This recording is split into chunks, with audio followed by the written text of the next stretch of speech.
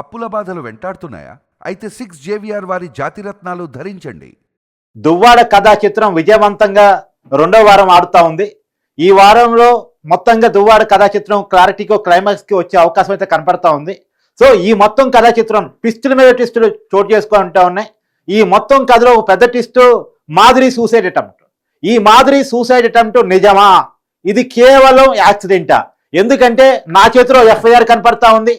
ఈ మాధురి సూసైడ్ సంబంధించినటువంటి ఎఫ్ఐఆర్ ఇది. సో ఇది సూసైడ్ కాదు, కేవలం యాక్సిడెంట్ అని చెప్పేసి చెప్తా ఉన్నారు. ఇది నిజంగా యాక్సిడెంటా సూసైడా? సూసైడ్ అయితే వాస్తవానికి మనం మొన్న చూసాం, మీడియాలో కథనాలు కూడా చూసాం. దీని మీద హత్యాయత్నం కేసులు నమోదు చేయబోతా ఉన్నారు. ఎందుకంటే పెద్ద ఎత్తున హై స్పీడ్తో వచ్చినటువంటి వెహికల్, మాధురి వెహికల్ ఇంకా ఆగి ఉన్న మరో కారుని ఢీకొట్టింది. ఆగి ఉన్న కారులో కూడా ఒక ఫ్యామిలీ ఉంది. సో కాబట్టి ఇది అటెంప్టివ్ మర్డర్ కింద కూడా వస్తుంది అని చెప్పేసి కథనాలు ప్లే అయ్యాయి. కాబట్టి ఎఫ్ఐఆర్ నేను తెప్పించాను. ఈ ఎఫ్ఐఆర్ తరపున మాట్లాడడానికి మాధురి తరపు అడ్వకేట్ సాయి కృష్ణ ఆజాద్ కూడా మన లైవ్లో ఉన్నారు. సో అంతకంటే ముందు ఇది సూసైడు, నేను సూసైడ్ చేసుకోవాలనుకునే కారణం అంత వేగంతో తీసుకెళ్లాను గుద్దానని చెప్తున్నటువంటి మాధురి గారితో కూడా ఫోన్ చేసి క్లారిటీ తీసుకునే ప్రయత్నం ఒకసారి చేసిన తర్వాత మన అడ్వకేట్ గారితో మాట్లాడే ప్రయత్నం చేద్దాం. మాధురి గారు నమస్కారం మేడం. నమస్కారం అండి, చెప్పండి మేడం. మీ సూసైడ్ సంబంధించిన ఎఫ్ఐఆర్ మా దగ్గరికి వచ్చింది. ఇప్పుడు చిన్న కరెక్షన్, సూసైడ్ కాదు, సూసైడ్ కానే కాదు.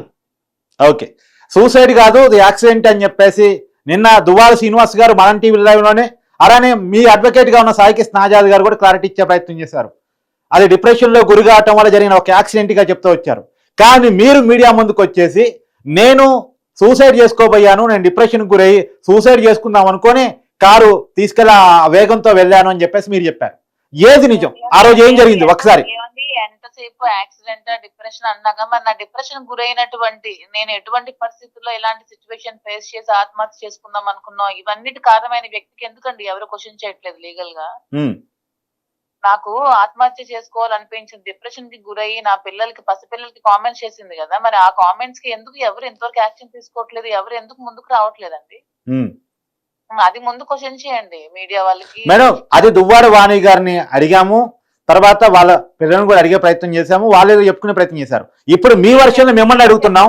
ప్రయత్నమైనా పిల్లల కోసం మాట్లాడే రైట్ లేదు కాబట్టి దాని క్వశ్చన్ దాని మీద మీ నాకు కొంచెం హెల్ప్ అవ్వలేదు, నేను కొంచెం హాస్పిటల్ ఉన్నాను, నా కేసుకు సంబంధించిన విషయాలు ఒకే ఒక్క మాట ఆ రోజు ఏం జరిగిందో ఒకసారి చెప్తారా? ఒకసారి ఆ రోజు ఏం జరిగిందో ఒక మాట చెప్పండి, మొత్తం తిడతామా.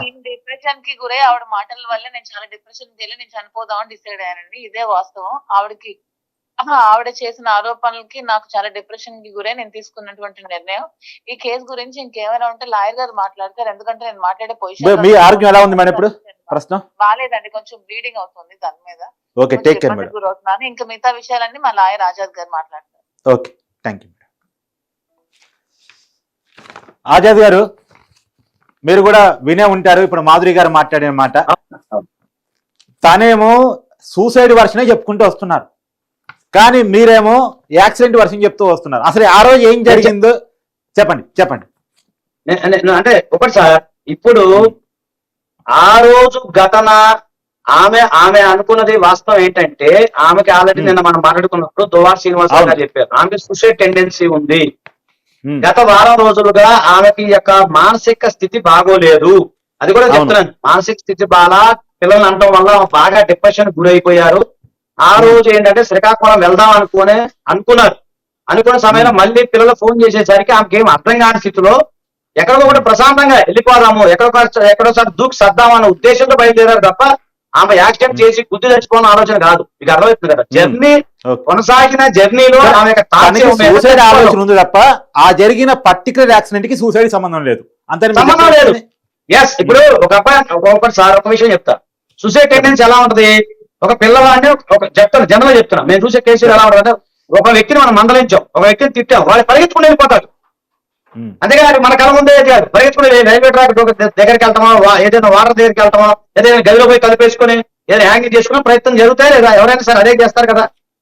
ఈమె కూడా అదే ఆలోచన ఉండటం వల్ల బయలుదేరారు తప్ప ఆమె దీన్ని గుర్తు లేదు, ఆమె గుర్తు అనే ఆలోచన లేదు, అలాంటి ఆలోచన లేదు. ఆమె ఏంటంటే ఎటో ఒకటి పోయి ఎక్కడొకటి దూకి సత్తాం, లేదా ఎక్కడోసారి సత్తాం అనే ఉద్దేశంతో పిల్లలకి దూరంగా వెళ్ళిపోదాం, ఏదో మనకి ఎందుకు ఉద్దేశంతో ఆ సొసైటీ టెండెన్సీ ఆ యొక్క సైకలాజికల్ ఆస్పెక్ట్ తో వెళ్ళటం జరిగింది. తర్వాత అనుకోకుండా ఏడ్చిన తర్వాత బాగా ఏడ్చారు, నా కళ్ళు బాగా ఉప్పిపోయి సరే కనపట్లేదు, ఆ విజన్ కూడా కనపాలి. ఇప్పుడు కూడా ఆమెకు ప్రాబ్లం ఉంది. ఆమెకు ఇంకోటి చెప్పాలంటే ఆమెకు మైగ్రేన్ ఉంది. మైగ్రేన్ హెడేక్ ఎప్పటి నుంచో బాగా తెలుసు కదా, మైగ్రేన్ అనేది అన్క్యూరబుల్. అది హెడేక్ అనేది చాలా కష్టం. ఎందుకంటే చాలా మంది సినీ స్టార్స్ ఉంది, మీకు తెలియని పెద్ద ప్రముఖులు కూడా మైగ్రేన్ ఉంది, దానికి మందే లేదు. సో ఆమె మైగ్రేన్ తో బాధపడుతుంది. ఈ మానసిక ఒత్తిడి వల్ల ఆమె డ్రైవింగ్ చేస్తా ఉన్నారు, ఆమె కనపడలేదు, అక్కడికి విజన్ కనపడాల. సో కూడా ఎదుటి వాళ్ళకి వాహనాన్ని తప్పించడానికి ప్రయత్నం చేశారు. వచ్చిన తర్వాత కూడా ఆమె సడన్గా రైట్ తిప్పారు. అంతేగాని జనరల్ గా గుద్దాలి అనుకున్నది లేదు. అసలు జనంగా జరిగినప్పుడు రైట్ తిప్పి ఏమే తప్పయ్యారు. ఏమే కాదు సార్, ఆ టైంలో ఆమె ఎంత వేగంతో కార్ డ్రైవ్ చేస్తున్నారు, ఆమెకి ఎంత వేగంతో కార్ డ్రైవ్ చేస్తున్నారు? అదేనండి, ఇక్కడ మనం చూసుకుంటే జస్ట్ జనరల్ 100 నుంచి 120 హైవేలో మనం వెళ్ళే రూట్ లోనే హైవేలో ఎంత స్పీడ్ వెళ్తారో అంత స్పీడ్ వెళ్ళడం జరిగింది. ఆ రోజు మాధురి గారు మీడియా ముందు చెప్పింది ఏంటంటే 190 స్పీడ్ తో వెళ్ళాను. సార్ 190 స్పీడ్ వెళ్తే మంచి బతుకుతారా సార్?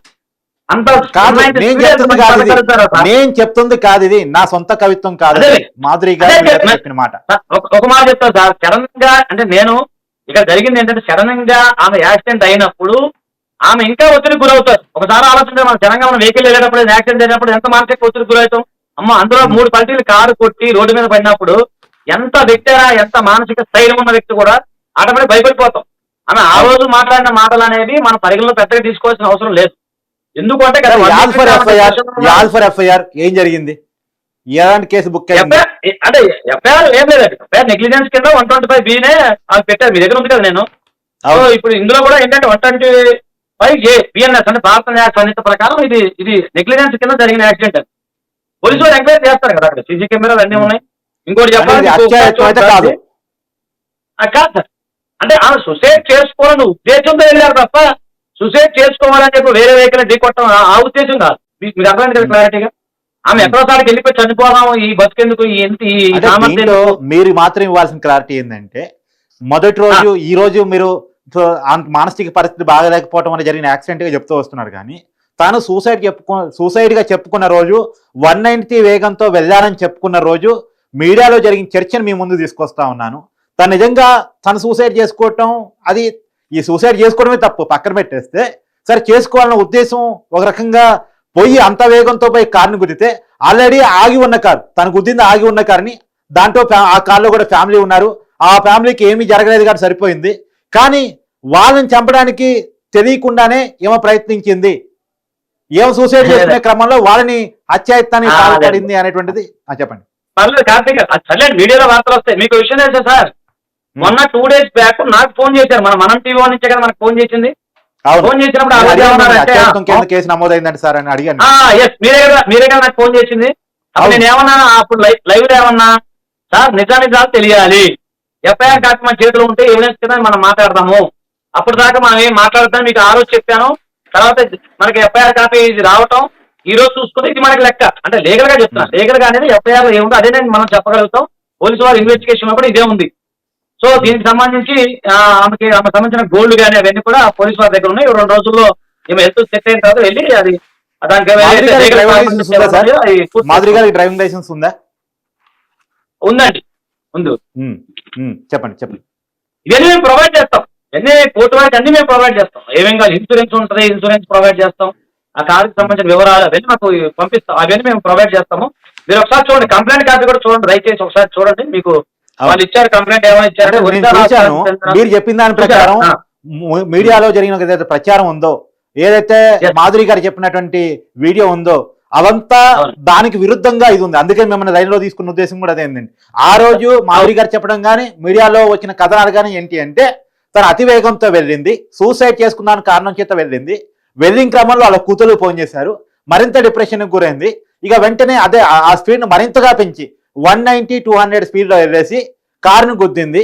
ఆ కారుని ఆగి ఉన్న కారుని గుద్దింది. ఆగి ఉన్న కారులో కూడా కుటుంబం ఉంది, ఆ కుటుంబం కూడా యాక్సిడెంట్కి గురైంది. తర్వాత వాళ్ళే రక్షించారు ఏమని, ఏమో హాస్పిటల్లో జాయిన్ అయింది, హాస్పిటల్లో జాయిన్ అయిన తర్వాత కూడా వైద్యాన్ని సహకరించడం అని చెప్పింది. చెప్పండి. ఇప్పుడు మీరు చెప్పింది మీకు ఒకసారి అంటే ఈ కాపీ మీ దగ్గర ఉంది, నా దగ్గర ఉంది. కాకపోతే మన ప్రేక్షకులకి అంటే చూసే వ్యూవర్స్ కంటెంట్ ఏముంది ఒకసారి అందుకని అంటే క్లుప్తంగా చదువుతారు, మొత్తం అంత మన టైం సరిపోదేమో కానీ అవును, చాలా సింపుల్. అని చెప్పింది నేను ఒరిస్సా రాష్ట్రానికి చెందిన త్రిశూలియ ప్రాంతంలో మెట్రో రేట్ వుడ్స్ అని ఉంటారు. ఒక మేడం ఇచ్చిన కంప్లైంట్ ఇచ్చినామా. ఈ రోజు అంటే 11వ తారీఖు నాడు ఏం జరిగిందంటే ఒక గ్రామానికి, బ్రహ్మతీర్థ గ్రామానికి మేము ఒక పెళ్లి విషయానికి వచ్చాము. మా కార్ నెంబర్ సో సో ఇక్కడ ఆగాం. నా భర్త డ్రైవర్ పక్కన ఫ్రంట్ సీట్ లో కూర్చొని ఉండగా ఆ యొక్క దానికి సంబంధించిన ఆ రూమ్ బుక్ అయ్యి ఉందన అక్కడ 200 మీటర్ల రోడ్డుకు ఎడమ వైపుగా మార్జిన్ దిగి, గుర్తుపెట్టి రోడ్డుకి ఎడమ వైపు మార్జిన్ దిగి నా భర్త గారైన సుధాకర్ గారు తన యొక్క సెల్ ఫోన్ లో పైన చెప్పిన 3 గంటల సమయంలో అది దాని గురించి రూట్ మ్యాప్ చూస్తున్నారు. ఆ సమయంలో 3 గంటల సమయంలో మా వెనక నుంచి వచ్చిన AP 39 నెంబర్ గల ఎరుపు రంగులో ఉన్న కారు డ్రైవర్ అన్నారు. అంటే ఎవరో తెలియదుగా డ్రైవర్ స్పీడ్ గా అజాగ్రత్తగా నిర్లక్ష్యంగా ఆ సెల్ ఫోన్ మాట్లాడుతూ కానీ, ఇక్కడ చూడండి మీరు గాని అన్నారు, ఇక్కడ సెల్ ఫోన్ మాట్లాడుతూ కానీ లేదా ఆల్కహాలిక్ కండిషన్ తో గాని, అంటే వాళ్ళకి తెలియదు కాబట్టి అది బహుశా కారు నడుపుకుంటూ వచ్చి మా కారు వెనక నుంచి సేవించున్నారు తను ఏమండి? లేదు తీసుకుని ఉన్నారా? లేదు, అసలు అలాంటి అలవాట్లేదు. నేను అది కూడా చెప్తా, అక్కడే క్లారిఫికేషన్ వస్తున్నాను నేను. అదే అయితే ఏమైందంటే ఇప్పుడు ఇది జరిగిన సంఘటన తర్వాత మాధురి గారు నాకు ఫోన్ చేయడం జరిగింది. వెంటనే చేసిన తర్వాత పోలీసు వారు ఏం చేశారు, బ్లడ్ టెస్ట్ తీసుకున్నారు. బ్లడ్ టెస్ట్ శాంపుల్స్ తీసుకున్నారు ఆమె దగ్గర. తీసుకున్నప్పుడు ఆమె అన్నారు అసలు నాకు వైద్యమే వద్దు, అసలు నాకు ఈ టెస్ట్లు గిట్లు వద్దు, నన్ను డైరెక్ట్ జైల్లో వేసేయండి లేదంటే నన్ను చంపేయండి అని ఆమె మా బాధతో అన్నారు. అన్నప్పుడు నేను అన్నా అలా కాదండి, ఇన్వెస్టిగేషన్ కి మనం సహకరించాలి, ఒబేదల్లా ఏదైతే ఉందో ప్రొసీజర్ ప్రకారం వెళ్ళాలని ఇమీడియట్ బ్లడ్ టెస్ట్ చేయండి అని చెప్పడం జరిగింది. సో ఆమె ఆ బ్లడ్ టెస్ట్ ఇచ్చారు పోలీసు వారికి. నేను పోలీసు వారి తర్వాత ఎంక్వైరీ చేస్తే ఎలాంటి ఆల్కహాల్ అందులో కంటెంట్ ఏం లేదు. యాక్చువల్ మేము బ్రీతింగ్ టెస్ట్ అని అడిగాను నేను. అలా కాదండి, కొద్దిగా పెద్దగా జరిగింది యాక్సిడెంట్, మేము బ్లడ్ టెస్ట్ చేస్తామంటే చేశారు. సో దాంట్లో క్లియర్ ఇచ్చి ఎలాంటి ఆల్కహాల్ తీసుకున్న దాఖలాలు అయితే ఏమీ లేవు. పోలీసు వారు మొత్తం సెల్ ఫోన్ డ్రైవింగ్ కూడా కాదు, సెల్ ఫోన్ డ్రైవింగ్ కూడా లేదు. అవన్నీ వాళ్ళు గమనించడం జరిగింది. నేను కూడా ఎంక్వైరీ చేసి నేను కూడా మాట్లాడడం జరిగింది. వాళ్ళు ఏంటంటే ఇది ప్యూర్ గా నెగ్లిజెన్స్ ఆమె బయలుదేరిన ఇంటెన్షన్ అది చెప్తున్నాను. ఆమె బయలుదేరిన ఇంటెన్షన్ ఏంటంటే సూసైడ్ చేసుకోవాలని ఇంటెన్షన్ తో బయలుదేరారు. అయితే ఆ రోజు ఆమె మాట్లాడిన మాటలు, ఆ మానసిక స్థితి, అసలే డిప్రెషన్ ఉన్న వ్యక్తి ప్లస్ సరైన అంత యాక్సిడెంట్ ఆమె కూడా ఎక్స్పెక్ట్ చేయలేదు. అంత యాక్సిడెంట్ జరిగినప్పుడు ఆమె యొక్క మానసిక స్థితి వల్ల ఆమె ఏం మాట్లాడారు అనేది ఒక పక్కన పెడితే మీడియాలో వచ్చిన కథనాలు కూడా ఏంటంటే ఆమె పైన హత్య అనే కథనాలు వేసింది. అవునండి సార్, నేను మీడియా వాళ్ళకి మీకు తెలియదు, అదే జర్నలిస్ట్ గా న్యాయం ఆల్సో జర్నలిస్ట్ గా మీరు జర్నలిస్ట్ గా రెస్పెక్ట్ ఇస్తాం. మీడియా కథనాలకు ఎప్పుడు రెస్పెక్ట్ ఇద్దాము. అయితే ఏంటంటే నిజ నిజాలు అనేది తెలియజేయాలి, అది మన బాధ్యత. ఇది ఏంటంటే సార్ మనకి మీకు తెలియదు, ఫస్ట్ ఇయర్ కోర్స్ లో ఇన్వెస్టిగేషన్ జర్నలిజం అనేది ఒకటి ఉంటుంది మనకి. మీకు తెలియదు ఏం కాదు, ఒక సబ్జెక్ట్ మనకు వస్తుంది, ఇన్వెస్టిగేషన్ జర్నలిజం ఒక సబ్జెక్ట్ ఉంటుంది కదా. సో దాంట్లో భాగంగా నేను కూడా ఇన్వెస్టిగేషన్ జర్నలిజం లాగా చేసి ఇవన్నీ తీసుకొచ్చాను, నేను మాట్లాడటం జరిగింది. సో ఇదేంటంటే మీడియాకి నిజ నిజాలు తెలియాలి, సమాజానికి నిజ నిజాలు తెలియాలి. ఎందుకంటే అది అటెంప్ట్ మర్డర్ కేసు బుక్ అయిందని చెప్పి ఆ రోజు నాకు మాట్లాడటం జరిగింది. నేను కూడా మీకు ఎక్స్ప్లెనేషన్ ఇచ్చాను. ఎందుకంటే ఎఫ్ఐఆర్ లేకుండా మనం ఏం మాట్లాడుకొస్తాం, లీగల్ అనేది లీగలే. సో లీగల్ గా చూసుకున్నట్లయితే అలాంటిది లేదండి, నెగ్లిజెన్స్ కింద జరిగింది. సో దానికి సంబంధించి లీగల్ ఫార్మాలిటీస్ ఏమంటే మేము రేపేళ్ళంటే వెళ్ళి పూర్తి చేసేస్తాము. ఇబ్బంది లేదు. నాకు చిన్న క్లారిటీ ఇవ్వండి. నాకెందుకు ఆ రోజు ఆమె మాట్లాడిన దాన్ని సాకిస్ నాజాద్ గారు మధ్యలో వెళ్ళిపోయి, ఆయన లాయరు, మాధురి తన క్లయింట్ కాబట్టి, సో ఇది హత్యాయత్నం కింద కాకుండా ఒక యాక్సిడెంట్ గా క్రియేట్ చేస్తేనే విషయం కొంత మాధురి సేఫ్ అవుతుంది అని చెప్పేసి మార్చారు అనే ఒక వాదంతో మీరు ఎలా ఏకీభవిస్తారు? సార్, ముందు మీ యొక్క తెలివికి, మీ యొక్క ఎక్స్పీరియన్స్ కి, అలాగే మీ యొక్క మాటల చాతుర్యానికి నా జోహార్. ఒకటి ఎందుకంటే కార్తీక్ అనే వ్యక్తి ఎప్పుడు గత సంవత్సరాల నుంచి మంచి స్నేహితుడు, ఆజాద్ అనే వ్యక్తి ఒక మంచి స్నేహితుడు, మీడియాలో ఉన్న వాళ్ళందరూ చాలా మంచి స్నేహితులు. నేను ఎంత ప్రజల కోసం న్యాయం కోసం పోరాడుతాను. ఎవరైనా కూడా మనకి గతంలో మనం చేసిన వీడియోలు కూడా ఏవైతే ఉన్నాయో పబ్లిక్ క్లారిటీ ఇవ్వాలి కదా, అందుకని అడిగాను. నేను అదే చెప్తాను. అదే సార్ చట్టం ఏది చెప్తే అది చెప్తాను. హ్యూమన్ రైట్స్ కేసులు ఎన్ని చేశానో నాకు తెలుసు. ఒక ఎగ్జాంపుల్ ఎక్కువ చెప్పను నేను, ఒకే ఎగ్జాంపుల్ చెప్తా. వైజాగ్ కింగ్ జార్జ్ హాస్పిటల్లో అప్పుడే పుట్టిన శిశువుని కుక్కలు తీసుకెళ్లిపోతే ఎవరు స్పందించకపోతే నేను స్పందించి వాళ్ళకి నష్టపరిహారం ఇప్పించాను. ఇది మీకు తెలుసు. విజయవాడ భవాన్ ఐలాండ్ కేసులో ఎంతోమంది నాకు బెదిరింపు కాల్ చేసినా నేను చూశాను. అలాగే మీకు తెలియదు కదా, సత్యబాబు కేసు విషయంలో కూడా మనం పోరాటం జరిగింది. సార్ ఇవన్నీ మనం ప్రజల కోసం సామాజిక అంశాల పట్ల ఎప్పుడు కూడా కష్టపడతా పోరాడుతూనే ఉంటారు. అయితే ఈ కేసులో ప్రత్యేకంగా ఆమెను నేను తప్పించాల్సిన అవసరం లేదండి. పోలీసు వారు ఇన్వెస్టిగేషన్ జరుగుతుంది, పోలీసు వారు తన మొత్తం చూస్తారు. ప్లస్ ఇంకొక విషయం చెప్పాలి, ఈ అగ్రీవ్డ్ పర్సన్ అంటే బాధితులు పాపం ఆయన ఎవరున్నారో ఆయన కూడా అదొకే పోనీ నేను మ్యానిపులేషన్ చేశానని మీరు అనుకుంటే, సార్ గురుగారు కార్తీక్ గారు ఇదేనండి, నేను మ్యానిపులేషన్ చేశాను, నాకు అంత ఇన్ఫ్లుయెన్స్ ఉందని మీరు అనుకుంటే, అదర్ సైడ్ ఉన్న ఎవరైతే బాధితులు ఎవరైతే ఉన్నారో ఆయన కూడా హైకోర్టు సీనియర్ అడ్వకేట్, నాకంటే చాలా సీనియర్ అడ్వకేట్ ఆయన. సో ఆయన ఊరుకుంటారండి? మీరు చెప్పాలి.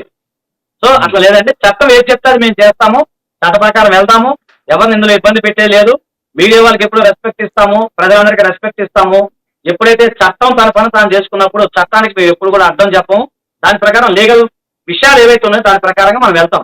మీకు కార్తీక్ గారు నిన్న ఒక విషయం చెప్పాను సార్, మీకు ఒక నిన్న విషయం చెప్పారు. మనం దువ్వాల శ్రీనివాసరావు గారు వాళ్ళ పాపకి మనం ఎన్నికలో గుర్తించుకోండి, వాళ్ళ పాపకి నేను ఎమ్మెల్సీ ఏదైతే ఎమ్మెల్సీ రాజకీయ జీవితం ఏదైతే నేను ఇస్తాను, ఇవ్వకపోతే నేనేమన్నాను, గురువు గారు మళ్ళీ చెప్తున్నా, ఇవ్వకపోతే ఆ అమ్మాయి తరఫున అంటే మా సిస్టర్ తరఫున నేను మీ మీద చేస్తాను. అవును, అది దాన్ని లక్ష్మీ కూడా చూశారు సార్, విన్నారు వాళ్ళు కూడా చూశారు కదా. అక్కడ ఏంటి న్యాయం ప్రకారం మేము పోరాడతాం. ఒకవేళ మీరు ప్రజెంట్ మీ అడ్వకేట్ కావచ్చు, కానీ మీరు మారదప్పితే మాత్రం నేను మీ మీదే యాక్షన్ తీసుకుంటా అని చెప్పాను. మీరు కూడా శబాష్ సార్ అన్నారు నిన్న, డీల్ ఓకే అన్నారు, సార్ కూడా ఓకే అన్నారు. అది సార్ మనం ఇందులో ఏం లేదండి, ఎవరు ఇన్ఫ్లుయెన్స్ చేసేది చట్టం తన పని తాను చేసిపోతే, సీసీ కెమెరాలు ఉంటాయి, రోడ్డు మీద విట్నెస్ ఉంటారు, ఇదంతా జరిగింది. కావాలా ఉద్దేశపూర్వకం జరగదు, అది నెగ్లిజెన్స్ పరంగా జరిగింది. ఇంకోటి ఏంటంటే అతని సైడ్ సీనియర్ న్యాయవాది గారు పాపం ఆయన కూడా నేను ఈ సందర్భంగా నేను క్షమాపణలు చెప్తున్నా. నేను గురువులను రెస్పెక్ట్ చేయడం నా బాధ్యత. ఆయన కూడా ఏదైనా ఇబ్బంది అయినా కూడా మేము సపోర్ట్ చేస్తాము, ఇన్వెస్టిగేషన్ లో పూర్తిగా మేము సహకరిస్తాము, ఎలాంటి ఇబ్బంది లేదండి. చట్టంలో ఏ విధంగా వెళ్తుందో ఆ విధంగా మేము వెళ్తాం, ఎలాంటి ఇబ్బంది ఏమి లేదు. అలాగే యాక్సిడెంట్ జరిగిన రోజు మీడియాతో తను మాట్లాడగలిగారు, నన్ను చావనివ్వండి అని చెప్పగలిగారు, జరిగిన విషయాన్ని వివరించగలిగారు. కానీ తను బయటకు వచ్చి కొంత మాట్లాడిన తర్వాత మళ్ళా తన హాస్పిటల్ పాలయ్యారు. ఏం జరుగుంటది ఏంటి? ఇప్పుడు మీడియాతో ఆ రోజు మాట్లాడగలిగినటువంటి మాధురి గారు ఈ రోజు మాట్లాడిన పరిస్థితులు ఎందుకు వెళ్ళిపోయారు? గత 3 రోజులుగా మీడియా కాంటాక్ట్ చేస్తున్నా, ఇప్పుడు కూడా ఒక చిన్న ఫోన్ రాయర్ గారు మాట్లాడతారని చెప్పేసి మాట్లాడారు. కానీ ఆ రోజు మాట్లాడగలిగిన మాధురి గారు ఈ రోజు మాట్లాడిన పరిస్థితి కారణం ఏంటి?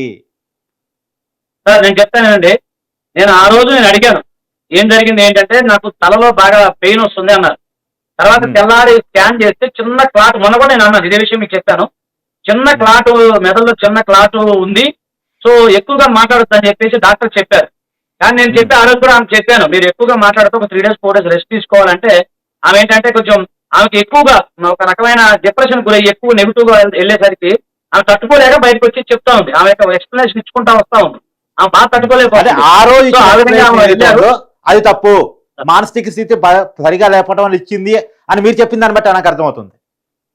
నేను అదేనండి, ప్రజలకు తెలియాలి, అందరికి ప్రజలకు తెలియాలి. ఒకటి ఇంకొకటి నేను ఏమన్నానంటే చెప్పాను, రెస్ట్ తీసుకున్నమ్మా మీరు కంగారు పడద్దు అని చెప్పాను.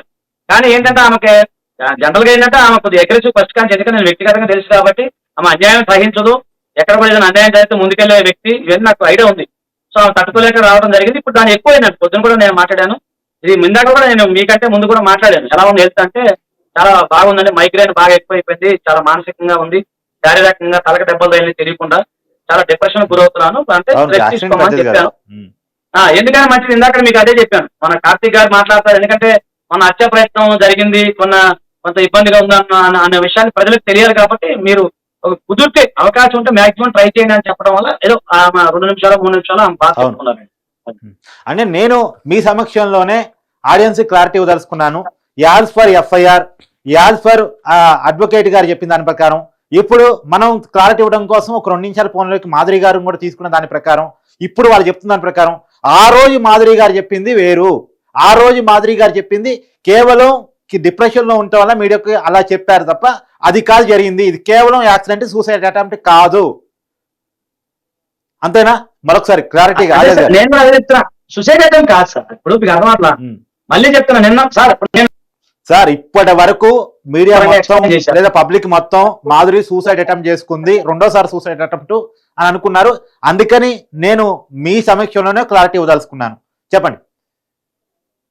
మంచిది సార్, నేను ఏమంటానంటే ప్రతి మీడియా మిత్రులు మాక్సిమం అందరూ నాకు తెలిసిన క్లోజ్ ఫ్రెండ్స్ ఉంటారు, ప్రతి మీడియాలో నాకు తెలిసిన క్లోజ్ ఫ్రెండ్స్ అందరూ ఉన్నారు.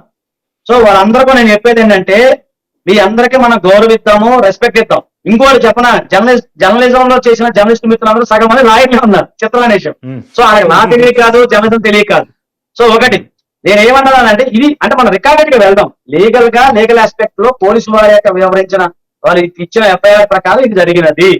ఎందుకు అంటే ఇంటెన్షన్ గా అక్కడ జరగలేదు. అయితే ఆమె యొక్క ఉద్దేశం ఏంటి, చనిపోవాలని ఉద్దేశంతో పెరగడం జరిగింది, ట్రావెలింగ్ జరిగింది. సో ఆ ఉద్దేశంతో తప్ప ఆమె వేరేది ఏం లేదు. ఆ టైంలో ఎంత పెద్ద గొప్పవారికైనా యాక్సిడెంట్ అయినప్పుడు, మన అంత పెద్ద యాక్సిడెంట్ జరిగినప్పుడు ఏం మాట్లాడాలి, ఎలా మాట్లాడాలి, ఖచ్చితంగా అందరూ టెన్షన్ పడతాం. అది మీకు తెలియదు ఏం కాదు. అది మన జరిగిన సందర్భంలో మన మైండ్ ఎట్టుకోవద్దాం మనకే తెలియదు. కానీ అంతే తప్ప ఏం లేదండి, ఇది క్లారిఫికేషన్ ఇవ్వడమే. సో ఆ రోజు జరిగిన తర్వాత నెక్స్ట్ మీడియాలో వచ్చిన కథనాలకు కూడా మేము మీకు తెలియదు ఏమైనా ఇన్వెస్టిగేషన్ జర్నలిజం గా మీకు ఇన్వెస్టిగేషన్ చేస్తాం, మీకు క్లియర్ గా ఇస్తాం. ఈ కాపీ ఎవరి కావాలన్నా కూడా నేను ఇవ్వగలుగుతాం. ఏ మీడియా మిత్రులకైనా మేము రెడీగా ఇవ్వడానికి సిద్ధంగా ఉంటాం. ఇబ్బంది ఏమి. ఓకే, థ్యాంక్ యూ అజయ్ గారు. Thank you.